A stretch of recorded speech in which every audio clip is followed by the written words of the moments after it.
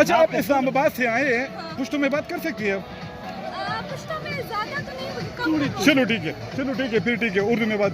آپ اسلام آباد سے یہاں پر آئے ہیں, اسلام آباد میں اسی طرح بہت سارے پارکس ہیں, تو وہاں سے کیوں یہاں پر آنا جو ہے نا اچھا لگا آپ کو؟ کیونکہ ہمیں مطلب ادھر بھی اچھے ہوتے ہیں, ادھر ہم نے زیادہ نام سنا ہے کہ بہت اچھا ہے, تو ہم ادھر آئے تھے.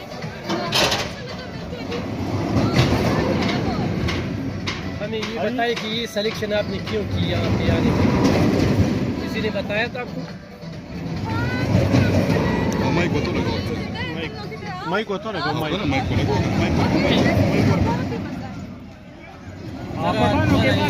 پٹھانوں کے بارے میں ایک بات مشہور ہے کہ امن نہیں ہے, یہ ایسی باتیں ہو رہی ہے, تو آپ نے ادھر آ کے کیا محسوس کیا کہ امن امان ہے یا نہیں ہے؟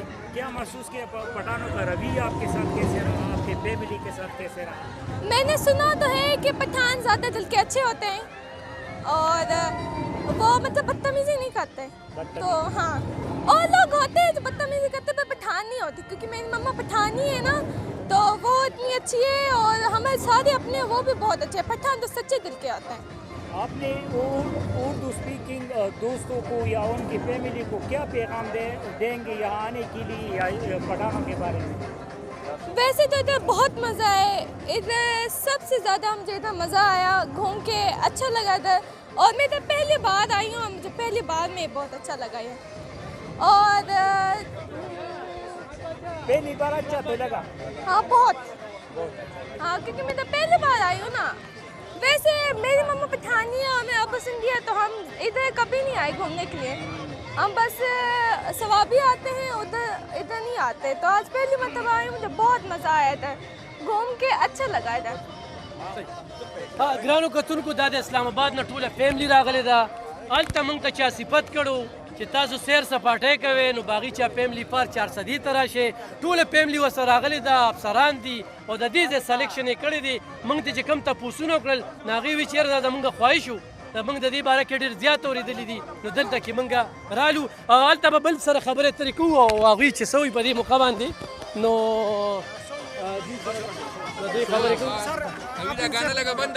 بیری ٹاؤن اسلام آباد. جی جی ہاں جی زبردست. نہیں ابھی تو ہم نے گھر نہیں گئے, سوری.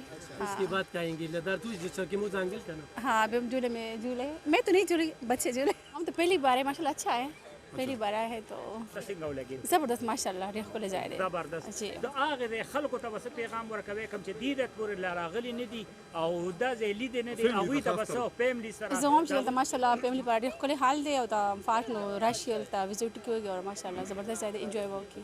انجوای به وکړي. جی زبردست. موږ شکریه ستاسو د دې درته تھینک یو سو مچ.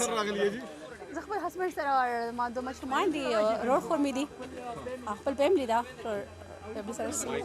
دلته کې میډم دا راته ووایه ځان څومره دلته کې محفوظ, چونکې د پښتنو وطن دی او بیا باغچې ته راغلي یې, څومره محفوظ ځان دلته کې ماشاء الله ډېر زیات زبردست ډېر ښکلی ځای دی که نه, او سکیورټي بنده زبردست. ماشومان هم در سره دي, نو دا راته ووایه هغوی څومره ستاسو خو به نه خیر دی, خو ماشومان څومره؟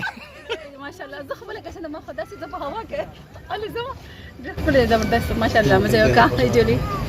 دا راته ووایه بیا به راځئ باغچې ته؟ الحمدلله انشاءالله بیا ډېر زیات بیا به راځئ. هغه فیملی ستا کوم چې تاسو دې وخت کې غږ اوري, هغوی ته څه وایه چې باغچه د دغې خلکو دپاره څومره محفوظه ده؟ زه خو وایم چې زما اواز اوري هغوی ټول ته دلته راشئ, دا ډېر زبردست ځای دی. او څنګه دی باغچه فیملی پارک, باغچه فیملی پارک, نو دلته راشئ او ډېر زبردست ځای دی او انجوای کړئ. صحیح ده.